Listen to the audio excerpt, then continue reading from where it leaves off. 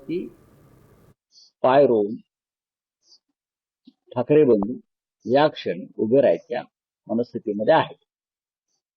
काल ते नक्कीच आमच्या एका घरातल्या कौटुंबिक सोहळ्याला बराच वेळ एकत्र होते. नंतर ते मातोश्रीवर एकत्र गेले, दोघात चर्चा झाली आणि मी सांगतो चर्चा राजकीय झाली.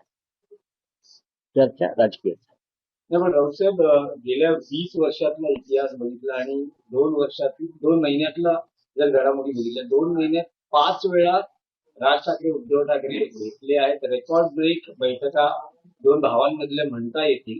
पण जी कार्यकर्त्यांना, पत्रकारांना, तुमच्या राजकीय विरोधकांना उत्सुकता आहे, ऑफिशियल राजकीय काय असतं हे ऑफिशियल म्हणजे काय असतं मला माहित नाही. काय असतं ऑफिशियल? ऑफिशियल म्हणजे 2 जण एकत्र मिळून निवडणुका लढणं याची घोषणा होणं, करू ना, किती लढवल्या जातील याची घोषणा होणं. करू. मुंबईसह महाराष्ट्रामध्ये 27 महानगरपालिका आहेत. हा काही खेळ आहे का? नाही.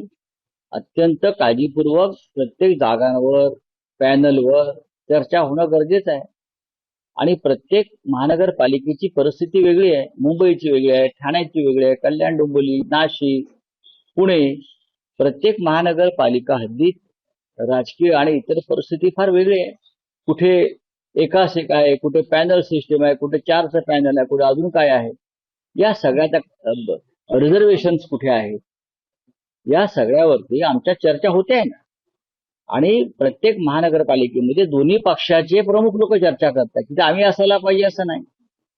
स्थानिक लेवलला जे प्रमुख लोक आहेत दोन्ही बाजूचे, त्यांनी चर्चेचा अंतिम टप्पा गाठलेला आहे. राऊतसाहेब, तुम्ही म्हणाल की प्रत्येक ठिकाणी राजकीय स्थिती वेगळी आहे. मुंबईमध्ये वेगळी आहे, ठाण्यात वेगळी आहे, पुण्यात वेगळी आहे. असं असताना 2 दिवसापूर्वी जितेंद्र आव्हाड, अविनाश जाधव, राजन विचारे अशी एक बैठक झाली. तर ठाण्यात काही वेगळा फॉर्म्युला म्हणजे मविया आणि राज ठाकरे एकत्र असं काही आहे का? काल राज ठाकरे कालच्या आमच्या कौटुंबिक सोहळ्याला सुप्रियाताई सुळे सुद्धा होत्या बरं का. म्हणजे मविया आहेतच ना. मविया कुठे गेलेली नाही सोडून आम्हाला. महाराष्ट्र विकास आघाडी जी आहे तिचं अस्तित्व कायम आहे, तिचं कार्य कायम आहे, तिची भूमिका कायम आहे आणि तिचं महत्व कायम आहे. महानगरपालिकेसंदर्भातला एक वेगळा विचार असतो. त्याच्यामुळे कुठे महाविकास आघाडी कोणाकोणाला आम्ही सामान घेऊ शकतो किंवा कुठे शिवसेना मनसे महाविकास आघाडीतल्या घटकांना सामावून घेऊ शकतो, ही एक साधी प्रोसेस नाहीये. त्याला एक इंग्रजीमध्ये तुम्ही लॉंग टर्म प्रोसेस म्हणतो आपण. कारण इतक्या महाराष्ट्रातल्या प्रत्येक ठिकाणी वेगळी गणित आहे आणि ती तशीच राहणार, त्यात बदल होणार नाही.